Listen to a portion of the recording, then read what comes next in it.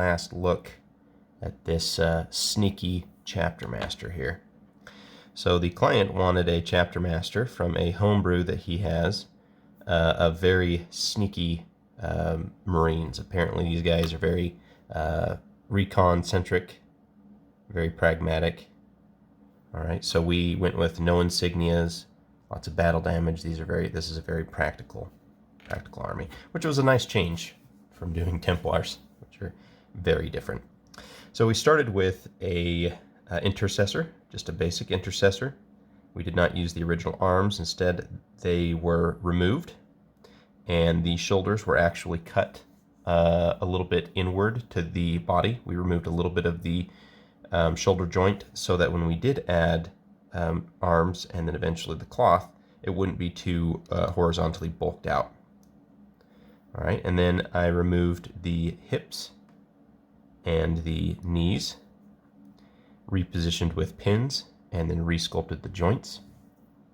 I used the floating pin method to make a bit of rubble and rock to mirror, or rather to allow for this pose here.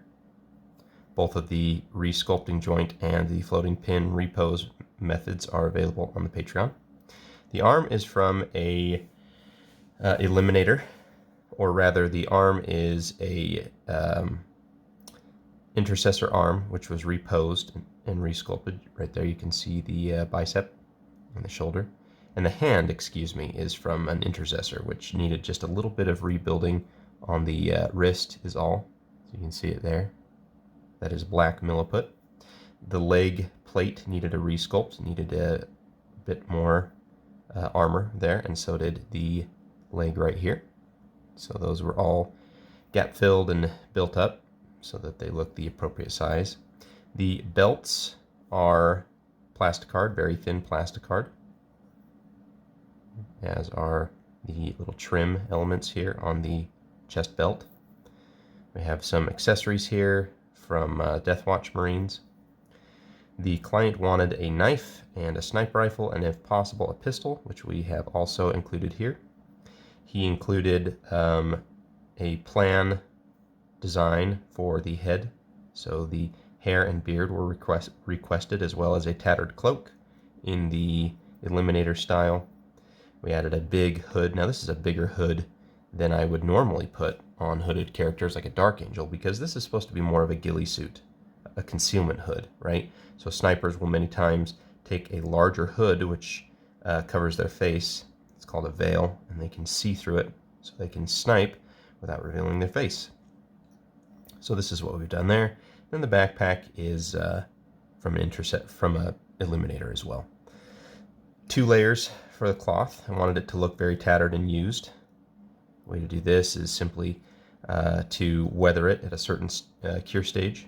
If you would like to learn how to do the hood here and to do tattered cloth, that will be included in a very soon to come tutorial on the Patreon. Then we had some gap filling after everything was in place.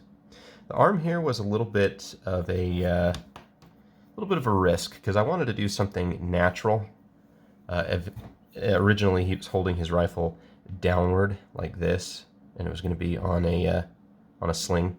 Instead, I opted for a at-rest position, so it's going to be with the muzzle up, and he's going to be resting his forearm on the bipod.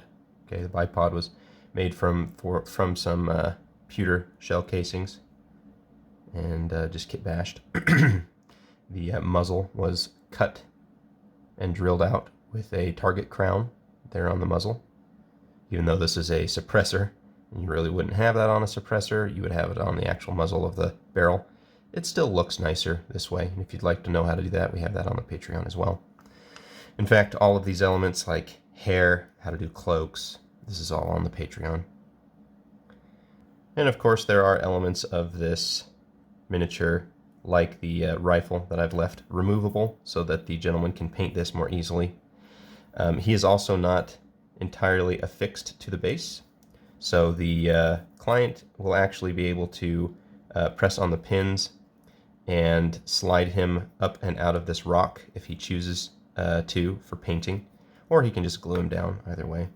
But that's why things are a little bit jiggly, because they're not quite fixed in place for ease of painting. So there you go, guys. Hope you enjoyed that.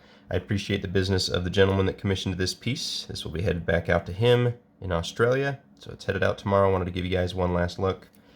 Thanks to all the Patreon supporters, and if you would like to learn how to sculpt and build stuff like this, go ahead and join us there at patreon.com/lastlightcreative. Thanks so much, guys.